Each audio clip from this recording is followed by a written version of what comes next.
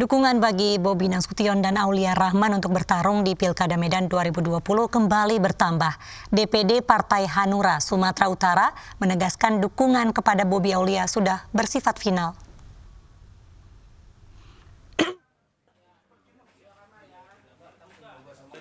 Dukungan untuk Bobi Nasution dan Aulia Rahman untuk bertarung di Pilkada Medan 2020 terus bertambah. DPD Partai Hanura Sumatera Utara menyatakan dukungannya kepada Bobi Aulia walau belum memberikan rekomendasi resmi. Pertanyaan dari Ketua DPD Partai Hanura Sumut Kodrat Syah menutup spekulasi bahwa Hanura akan merapat ke barisan PKS dan Partai Demokrat untuk mendukung Akhyar Nasution. Hanura ke Bobi Nasution dan Aulia Rahman. Ini final, itu tidak mungkin bergeser lagi. Saya melihat sosok Bobinya. Karena di awal-awal saya sudah tahu bagaimana ini Bobi ini bukan melihat dari latar belakang bahwa dia menantu presiden apa tidak. Kalau menantu presiden itu juga tidak ini kita tidak dukung. Tapi hari ini yang kita lihat sosok pribadi Bobi Nasution. Yang saya tahu bagaimana orangnya sehingga kita sampaikan ke DPP bahwa kita mau satu ini aja dukungan. Surat rekomendasi resmi dari DPP Partai Hanura rencananya akan turun pada pekan ini. Di DPRD Medan, Hanura memiliki 2 kursi sehingga dukungan kepada Bobi Aulia menambah kekuatan politik untuk bertarung di Pilkada Medan 2020. Dari Medan, Sumatera Utara, Said Ilham, iNews melaporkan. Sementara itu pemirsa, 11 pimpinan anak cabang PDI Perjuangan Kota Medan menolak diusungnya Bobi Nasution di pemilihan Wali Kota Medan 2020. Mereka mendukung Akhyar Nasution sebagai petahana maju dalam pemilihan Wali Kota Medan.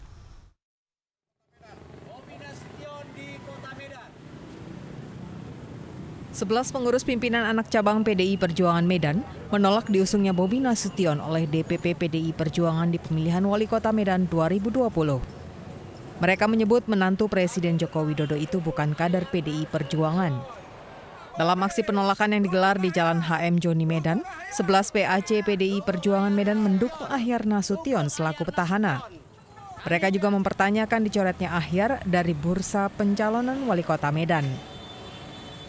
Ada 11 kecamatan mendukung Akhyar Nasution untuk maju jadi Wali Kota Medan dan menolak Bobi Nasution calon dari PDIP.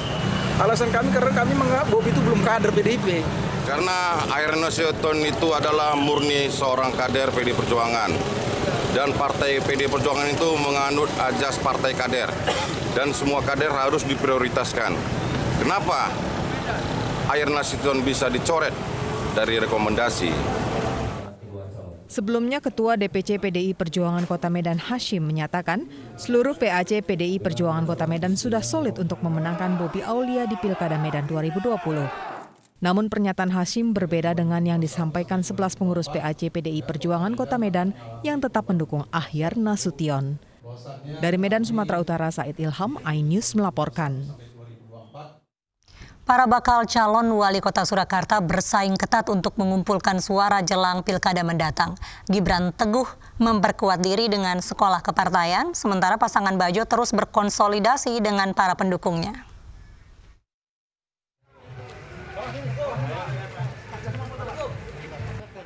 Berbagai persiapan dilakukan para bakal calon untuk mengumpulkan suara jelang pilkada Surakarta akhir tahun mendatang. Pasangan Gibran teguh memperkuat diri dengan sekolah kepartaian dan belusukan bertemu dengan warga. Mereka optimis akan memenangkan pilkada dengan target suara 85%. Ini kan hanya sebagian karena kita untuk menurunkan Mas Gibran kepada seluruh jajaran struktur partai di 5 PAC. Nah, dengan kehadiran Mas Gibran, kemudian antusiasme warga, saya kira di atas 85%. Sementara pasangan Bagi Wahyono dan Efek Suparjo berkonsolidasi dengan masyarakat yang tergabung dalam Tikus Piti Hanoto Baris untuk mempertahankan suara menjelang pendaftaran. Konsolidasi, jadi supaya suara-suara yang dukungan itu yang sudah ada sekarang ini kita tingkatkan.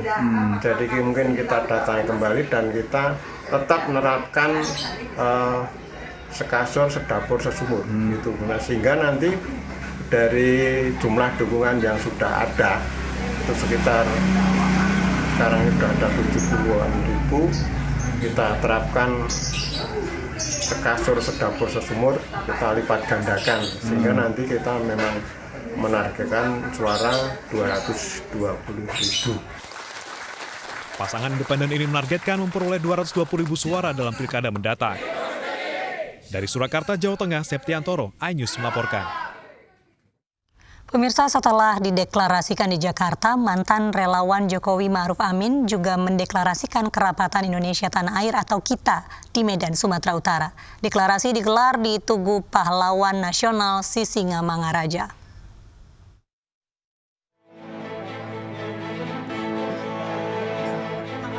Mantan relawan Jokowi Ma'ruf Amin berkumpul di Tugu Pahlawan Nasional Sisingamangaraja 12 Kota Medan, Sumatera Utara. Bersama perwakilan tokoh agama dan tokoh masyarakat, mereka menggelar deklarasi Kerapatan Indonesia Tanah Air atau KITA. Dalam pernyataannya, Kerapatan Indonesia Tanah Air atau KITA Kota Medan bergerak dengan politik kesadaran, kegiatan kebudayaan, dan kegiatan sosial. Mereka menegaskan lahirnya KITA untuk mencegah memecah belah bangsa. KITA tidak memusuhi pemerintah, namun memusuhi korupsi, kemiskinan, dan keterbelakangan. Sesuatu yang berisi orang-orang yang punya semangat nasionalisme yang kuat. Medan pun menjadi kota yang penuh optimisme. Ada sense of humor yang kuat dan juga sesuatu yang sangat terbuka. Di sini tidak ada yang dihalang-halangi. Ini menjadi komitmen kita untuk membantu pemerintah agar negara ini lebih transparan, agar negara ini lebih optimis, agar seluruh elemen bangsa itu seperti Medan tetap bersatu menghadapi persoalan-persoalan dan tentu semua persoalan akan diselesaikan dengan baik. Deklarasi KITA pertama kali digelar di Jakarta di Gedung Juang, Menteng, Jakarta Pusat. Kerapatan Indonesia Tanah Air mendeklarasikan diri pada Rabu 19 Agustus yang lalu. KITA merupakan organisasi yang berisi mantan tokoh dan organ Jokowi Ma'ruf. Menurut mantan Direktur Relawan TKN Jokowi Ma'ruf, Maman Imanul Haq, KITA adalah organisasi independen yang akan menjadikan tanah air sebagai bagian dari KITA, identitas dan masa depan. Organisasi KITA muncul setelah adanya deklarasi Koalisi Aksi Menyelamatkan Indonesia atau KAMI di Tugu Proklamasi 18 Agustus 2020, tepat sehari setelah peringatan kemerdekaan Indonesia.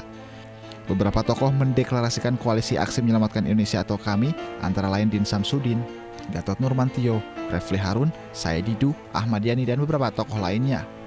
Dalam deklarasinya, Ketua Komite KAMI menyatakan bahwa KAMI merupakan gerakan moral dari berbagai elemen yang memperjuangkan kesejahteraan rakyat. Relawan KAMI atau Koalisi Aksi Menyelamatkan Indonesia di Sulawesi Selatan menggelar deklarasi di salah satu kafe sekitaran Pantai Losari, Makassar.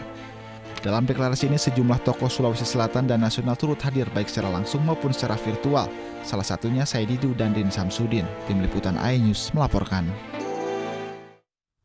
Pemirsa, munculnya bakal calon pemimpin muda memberikan nuansa baru dalam kontestasi Pilkada Serentak 2020.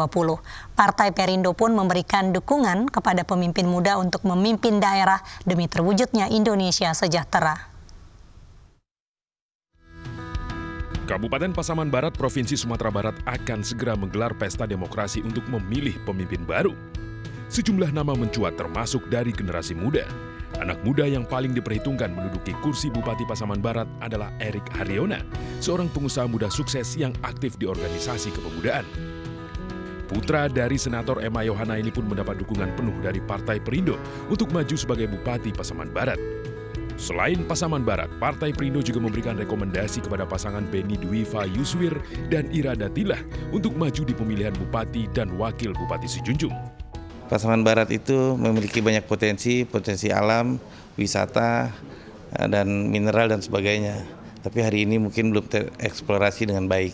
Tentu jika nanti kami diamanahkan, kami akan memaksimalkan potensi yang ada untuk memajukan daerah. Dukungan dari Partai Perindo, insya Allah ini makin menambah kekuatan kita di Sijunjung untuk membangun. Karena memang latar belakang kami di ASN sebagai Kepala Bapeda, ini akan kita lanjutkan ke depan perencanaan yang sudah kita buat di Sijunjung ke depannya. Selain mensukseskan Pilkada Serentak 2020, Partai Perindo juga akan berjuang mengantarkan pasangan yang didukung memenangkan pesta demokrasi 5 tahunan ini. Tim Liputan iNews melaporkan. Bantuan Rp600.000 bagi pekerja swasta hari ini telah dicairkan kepada 2,5 juta penerima. Kami hadirkan informasinya usai jeda berikut.